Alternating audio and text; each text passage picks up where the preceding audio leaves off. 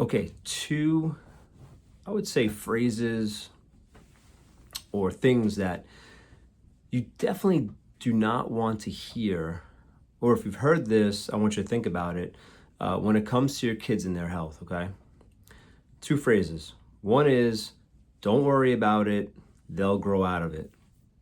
Whatever it is that you think is important, whatever symptom, whatever condition, whatever issue, if you go somewhere and you talk to a provider, a healthcare provider, pediatrician, wherever you go, and they say to you, or a nurse says to you, or whoever's helping you says, "Oh, don't worry about that.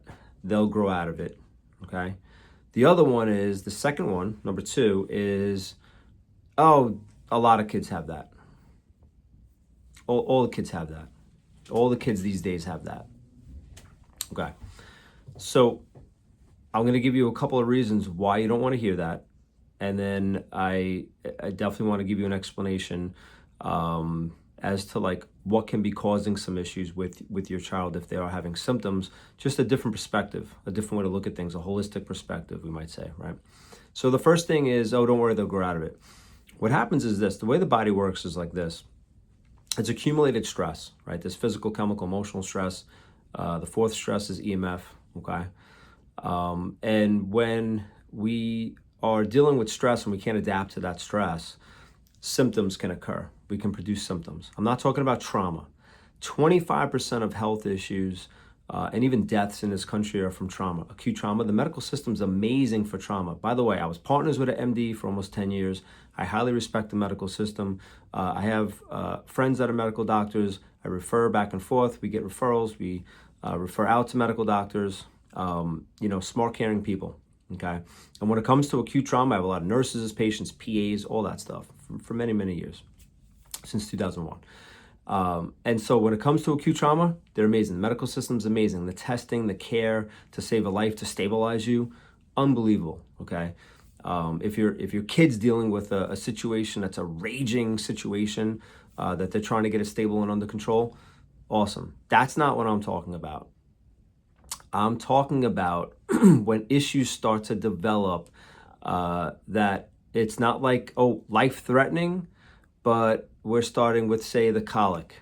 Okay, so we start colic, and they're fussy, and they're not resting, they're not digesting. Then it's going to the reflux. See, they don't grow out of it, they grow into it neurologically. What's that mean? From there, it's kind of like, man, and they never really get calm. And then from there goes the reflux and the spitting up. They're not restful during the night when they're sleeping. They're not napping. It's minimal naps. They'll fall asleep on mom for a little bit. Mom can't get them to really, get deep sleep. They might have had latching issues. They're not latching because they're stuck in stress response, basically. Fight or flight, sympathetic fight or flight stress response. From there, a lot of times what we'll see is that from that kid will end up with ear infections. Things aren't draining properly. A lot of mucus, a lot of inflammation going on. So they're constantly bringing stuff up. They're kind of always congested. From there, it kind of goes down and it's like bronchitis with the cough. And then from there into like the breathing and then the asthma and then down into the gut, which, 80% of your immune system, the malt and the galt make up your immune systems in the gut, okay? Which also 90% of serotonin, which is our happy hormone, is made in the gut also. So from there, that's, another issue that ends up, that's like the female, like the teenager, female usually, that comes in, that goes to the bathroom once every week and a half to 2 weeks. They're super constipated, but they have a lot of social anxiety. They don't want to go to high school, all right? They don't want to be around people. They're uncomfortable. They're not feeling good. They might have some digestive issues, but they're wound up. They're going through stress, right? Social anxiety. It's like a low-level depression. It's not full-blown depression. They haven't been diagnosed yet. And then how do you think that plays out for that person? So you don't want to hear, oh, they'll just grow out of it. They grow into it neurologically, okay? And that can also express itself as like, headaches. They can't concentrate. They can't focus. They have anger outbursts, stuff like that, right?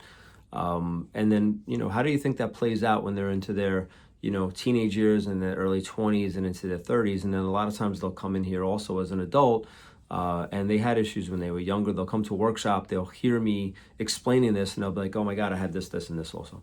The other thing is that you don't want to hear is, oh, a lot of kids have that. Yeah, well, we're in the sickest country in the world. Compared to other industrialized nations, we have the sickest children in the world, getting sicker every single year. So I don't want to hear, oh, yeah, well, a lot of kids have that. Yeah, a lot of people have diabetes and obesity and headaches, and a lot of people are depressed. Everybody's depressed. Everyone has anxiety.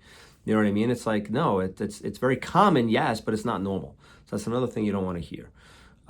So, you know, if that makes sense to you, if it's like, yeah, you know, that's kind of like what I was told, step back and start to ask yourself, like, what's the underlying cause? You know, if people haven't asked you, like, what type of pregnancy was it?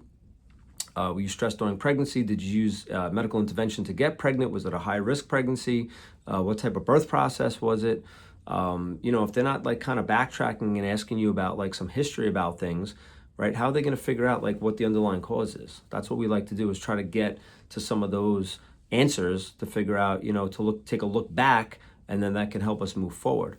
But you know, what we find is that if they're stuck in fight or flight stress, we got to get them out of it. They're more in like a sympathetic overdrive. It's like the gas pedal slammed down. We got to pump the brakes and get them into more of like a parasympathetic. All right. If that makes sense, if you have any questions on that, definitely let us know. But this is somewhat of an explanation of this is how we explain things to parents. All right.